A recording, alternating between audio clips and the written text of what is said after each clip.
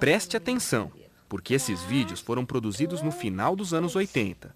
Eles foram influenciados por um trabalho que mudou o jeito de pensar a alfabetização no Brasil e em outros países da América Latina. Roberta vai escrever uma lista de palavras cuja forma ela não sabe de cor. Vamos observar o que ela produz para tentarmos compreender o que acontece. Então escreve aí para mim, marimbondo.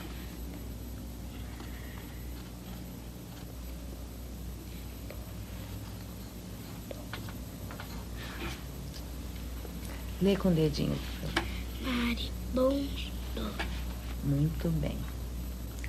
E rinoceronte, você conhece esse bicho? Não. E dinossauro? Conheço. Então escreve dinossauro aí pra mim.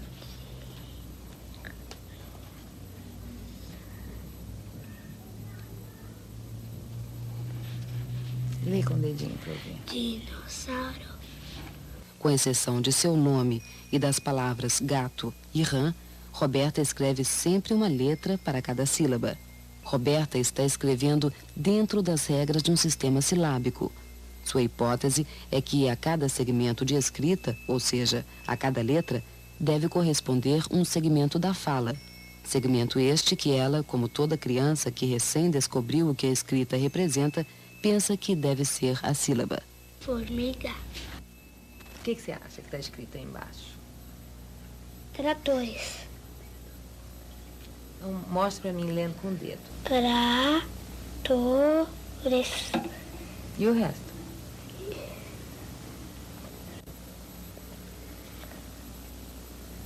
Tá certo, mas aqui a boquinha não tem a mesma quantidade que tem aí. Como é que é? A boquinha não tem a mesma quantidade das palavras. O que é boquinha? A boca. Ah, me explica isso aí, que eu fiquei muito interessada. É porque a boquinha não tem todas essas letras. Quando a gente fala, você quer dizer, né? Porque não tem todas as letras. Ah, e como que elas aparecem aí no escrito? Falando não dá. A rã pulou no rio. O trabalho Psicogênese da Língua Escrita das argentinas Emília Ferreiro e Ana Teberoski é o exemplo que escolhemos para mostrar como uma pesquisa científica pode servir de base para políticas públicas de educação.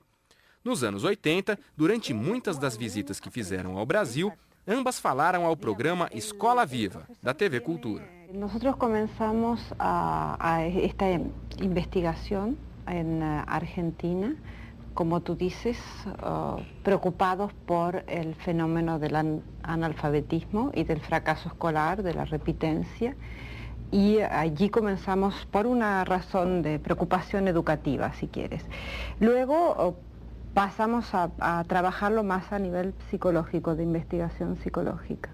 Y de lo que se trata es de repensar la práctica, descubrir las contradicciones dentro de la práctica, descubrir lo que los aportes de la investigación, de la pesquisa, tienen que decir con respecto a esa práctica, pensar no solamente en cómo se enseña, sino também em como se aprende. No trabalho de campo que fizeram em Buenos Aires entre 1974 e 1976, as pesquisadoras investigaram o aprendizado da leitura e da escrita de 108 crianças. Parte da amostra foi de alunos filhos de pais pobres.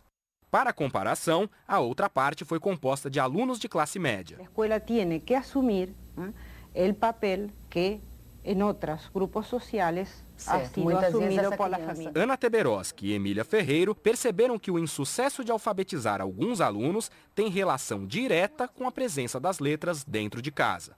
No Brasil, o projeto IP, da Secretaria Estadual de Educação de São Paulo, e o PROFA, do Ministério da Educação, foram políticas públicas que se basearam na teoria de Emília Ferreiro e Ana Teberoski.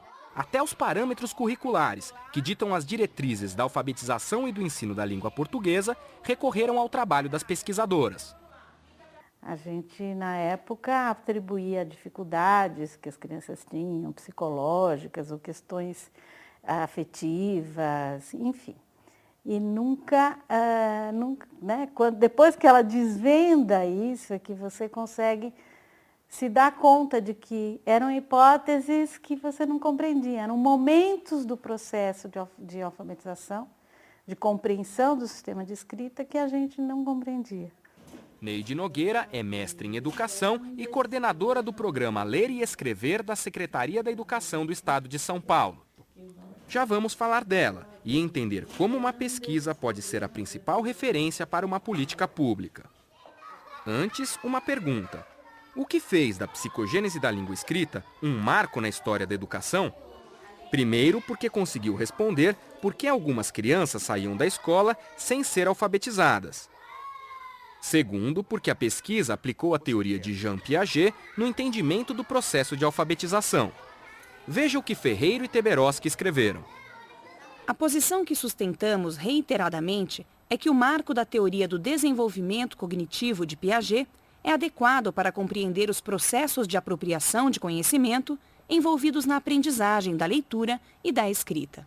Aceptar que, en el caso particular de la lengua escrita, como en el caso de otros dominios del conocimiento, el niño necesita reconstruir de cierta manera los principios fundamentales del sistema alfabético para entender cómo funciona ese sistema, no quiere decir en modo alguno que lo haga en soledad, como si fuera un proceso madurativo que se haría independientemente de cualquier tipo de contexto social en el que ocurra, ni que la intervención de los adultos se limite simplemente a observar lo que ocurre espontaneamente. Você já estudou as linhas da teoria do desenvolvimento cognitivo de Piaget na disciplina Psicologia da Educação. Lembra-se? A originalidade do Piaget foi pensar as condições do conhecimento científico na perspectiva da criança.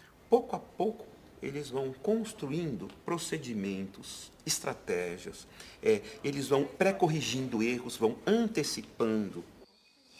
A Letícia tem uma sugestão, faz a sugestão. Ele não tem lugar, ela vai fazer uma mudança. O que é a mudança que você vai fazer? Emília Ferreiro foi discípula de Piaget na Universidade de Genebra. Hoje, ela trabalha no Centro de Investigação e Estudos Avançados do Instituto Politécnico Nacional, na Cidade do México. Foi via internet que descobrimos que Ana Teberoski é hoje professora do Departamento de Psicologia Evolutiva e da Educação na Universidade de Barcelona. De lá, Ana falou com exclusividade para a Univesp TV. Ela contou como o trabalho de pesquisa procurou entender o processo de alfabetização da criança. O processo de aprendizagem, do ponto de vista da criança, é evolutivo.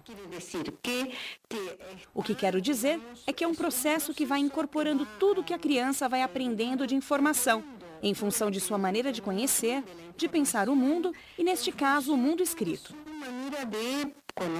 de pensar el mundo, y en este caso el mundo de lo escrito. No caso da linguagem escrita, o trabalho com a Emília Ferreiro foi justamente descrever um pouco qual é esse processo. Porque o processo não estava descrito, o que o sujeito é capaz de aprender em distintos momentos de seu desenvolvimento. Emília Ferreiro explicou que o processo não é de uma mão só. Cada persona construye su conocimiento, pero dentro de un mundo social. Toda criança pode aprender. A criança constrói o próprio conhecimento, o meio social como fator essencial para a alfabetização.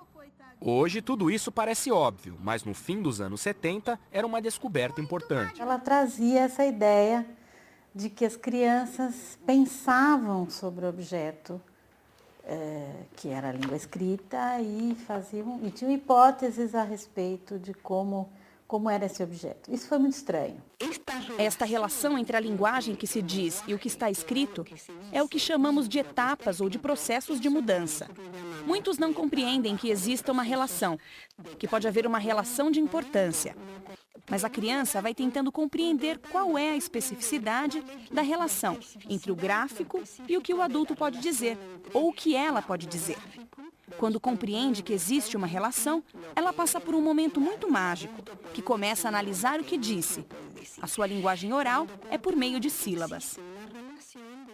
À medida que ela vai recebendo informação e que as informações colocam em xeque aquilo que ela pensa, ela vai mudando e construindo novas hipóteses. As hipóteses, na verdade, não são todas hipóteses das crianças. Eu acho que seria mais correto a gente chamar de etapas, né, desse processo de construção. Os preceitos da psicogênese da língua escrita continuam presentes na concepção e atividades das aulas nas escolas estaduais de São Paulo. Mas para criar uma política pública, a pesquisa por si só não basta. O trabalho da Emília em si, ele não é diretamente transposto para a sala de aula, porque é uma situação de pesquisa, né? Quer dizer, o que a gente precisa fazer com as crianças não é apenas investigação, a gente precisa ensiná-las, né? Isso demandou a criação de um outro campo de pesquisa. O campo ao qual Neide Nogueira se refere é o das pesquisas didáticas, que acontecem dentro da sala de aula. O programa Ler e Escrever uniu a base teórica de Emília Ferreiro e Ana Teberoski com os resultados do trabalho na escola. É um conjunto de ações da Secretaria do Estado da Educação para a alfabetização, que chega a mais de 700 mil alunos.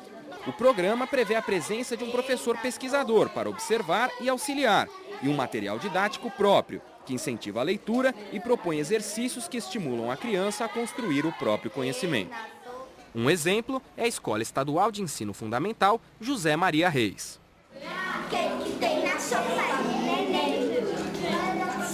Em relação à primeira atividade que nós fizemos com o alfabeto móvel, é para identificar o que é que a criança está pensando em relação ao sistema de escrita.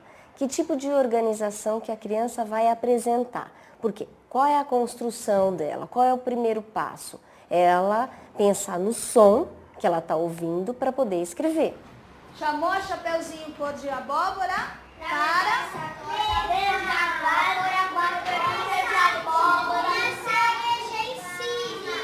Em relação à atividade de reconto, o que ela está aprendendo? A linguagem que se escreve. Então, ela está se apropriando do sistema, ela vê um adulto que é o eficiente, aquele que sabe aplicar, aquele que já sabe escrever, fazendo uso da linguagem escrita. Na atividade de revisão de texto, a criança ela vai dessa linguagem, ela vai refletir em torno dessa linguagem. O professor, quando faz a revisão de texto, ele ajuda o aluno a enxergar aquilo que ainda não está bom. Nós ganhou, tá certo? Nós ganhamos, né? A principal coisa é que a Emília nos disse, né, com o trabalho dela, é que as crianças pensam sobre a escrita e precisam pensar sobre a escrita para aprender mais. Que letrinha está faltando aqui? Tem na sopa do... Aqui tá certo.